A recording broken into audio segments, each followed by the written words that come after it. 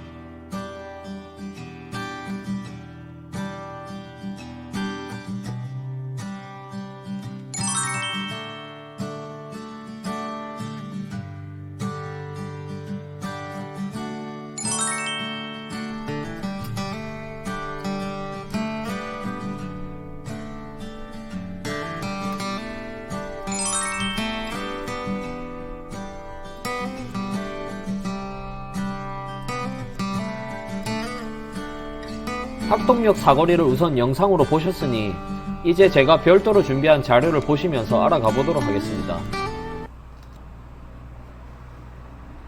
자료 목록은 첫 번째 학동역의 유래, 두 번째 지적도와 상권 분석, 세 번째 유동인구 분석, 네 번째 상권 등급 및 비전 순으로 준비했습니다. 이 사진을 보시면 뭐가 떠오르십니까? 새 두 마리를 학으로 보셨다면 정답입니다. 사진에서 보신 것처럼 이곳 마을의 모양이 학과 같다 하여 학동이라는 명칭이 생겨났습니다. 학동역은 현재 행정구역상 논현동에 속하는데 논현동의 유래는 논곡에서 붙여진 이름입니다. 지금의 논현성당 근처에 있는 산골짜기 좌우 벌판이 논과 밭으로 연결되어 논곡이라 불려졌다고 합니다. 앞서 노원구가 서울이 아니었다고 말씀드렸죠. 그런데 말입니다.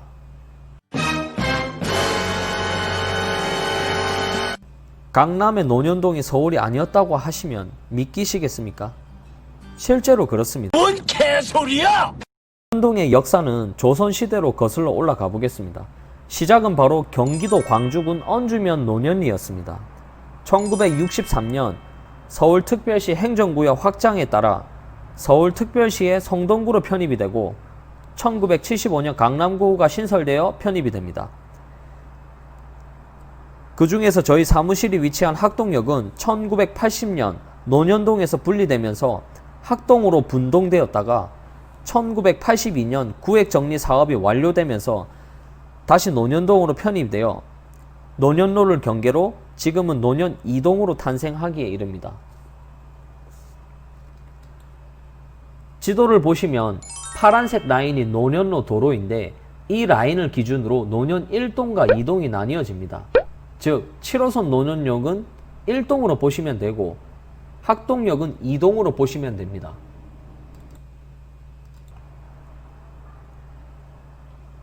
이제 학동역의 지적도를 보시겠습니다. 노원역과 다르게 지하철 역세권 부분이나 대로변을 따라서도 빨간색 부분이 안 보이시죠? 역세권을 중심으로 준주거지역과 그 외 일반 주거지역이 형성되어 있고 상업지역이 없는 관계로 아주 높은 고층 빌딩은 보기 힘듭니다. 고층 빌딩은 아니지만 그래도 학동역 사거리에서 랜드마크 역할을 해주고 있는 코너 빌딩들 사진을 가져왔습니다.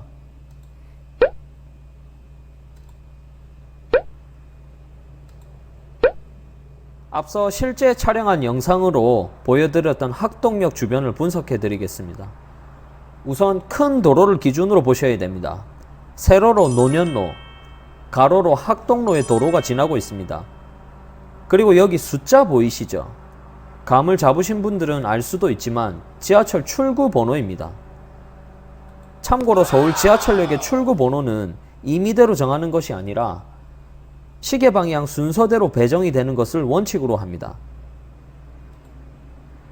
학동역은 강남구 안에 있지만 서로 다른 동네와 특별한 점들이 있습니다. 그 특별한 것 중에 하나가 바로 햄버거 왕국입니다. 최근에 S사 노브랜드 버거까지 합세하여 5개의 유명 대형 프랜차이즈 햄버거가 학동역 인근에 있어 햄버거 쇼핑이 가능하며, 만약 쉑쉑버거까지 합세한다면 햄버거의 왕조 시대를 열어갈 수 있을 것으로 기대됩니다. 이제 블록 단위의 상권을 보시겠습니다. 첫 번째, 1번, 2번, 3번 출구 쪽 블록에는 대로를 따라 1면과 2면 도로에는 타일, 바닥재, 욕실과 관련된 등등 실내 인테리어 자재들을 판매하는 업종이 많으며, 그 뒤로는 빌라 단지를 조성하고 있습니다. 두 번째로 4번, 5번, 6번, 7번 출구 쪽은 논현동의 꽃이라 불릴 수 있는 학동로 대로변을 따라 가구의 거리가 형성되어 있습니다. 현재는 경기 불황과 혼인율 감소 등으로 전성기에 비해서는 조금 위축되어 있기는 하지만 에이스 침대, 일룸, 리바트, 한샘 등의 국내 유명 브랜드와 유명 수입 브랜드들까지 자리 잡고 있어 기업들의 홍보를 위해 서로 진출하려는 곳이기도 합니다. 가구의 거리 이면 아래쪽에는 빌라 단지가 자리 잡고 있고, 학동로 위쪽으로는 가구의 거리 이면에 고급 빌라 단지가 조성되어 있습니다. 이곳의 주택들은 가격이 저렴하지 않으며 역대 대통령 중 엘모 대통령의 생가가 있는 곳으로도 유명합니다.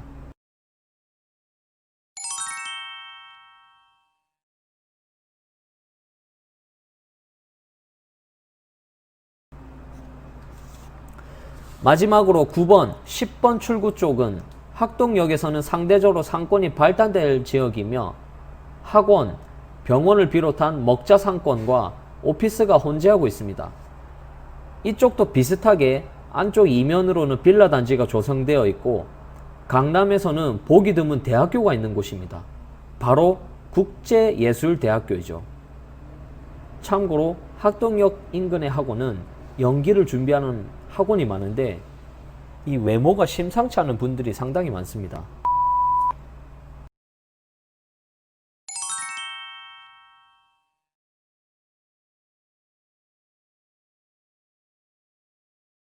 그리고 참고적으로 학동역의 임대 시세는 1층 기준으로 대로변은 약 15만원에서 25만원 사이 금액대를 형성하고 있고, 이면도로 안쪽으로 1층 기준으로 약 10만원 초반대 내외로 형성이 되고 있습니다.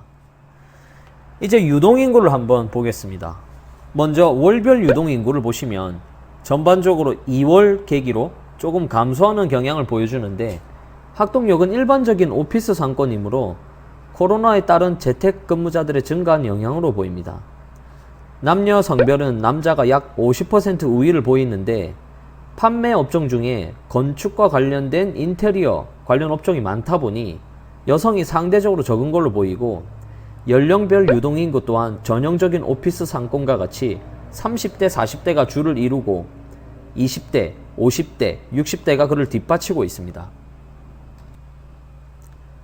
다음으로 시간대별 유동인구 또한 아침에 오피스 근무자들의 출근 영향으로 오전 시간대가 가장 활발한 것으로 보이고, 주말보다는 주중에, 즉 월, 화, 수, 목, 금요일에 유동인구가 많은 것으로 보입니다. 그리고 최근 상권의 업종 종류별로 분석을 해봤습니다. 첫 번째로 음식업은 경쟁 심화 단계로 나타냈는데, 이 경우는 점포수는 증가하면서 매출액이 감소하는 경우를 나타냅니다. 그리고 의료계통, 소매업은 경쟁 완화 단계를 나타내었고, 이런 경우는 점포수는 감소하면서 매출액이 증가하는 경우를 나타냅니다.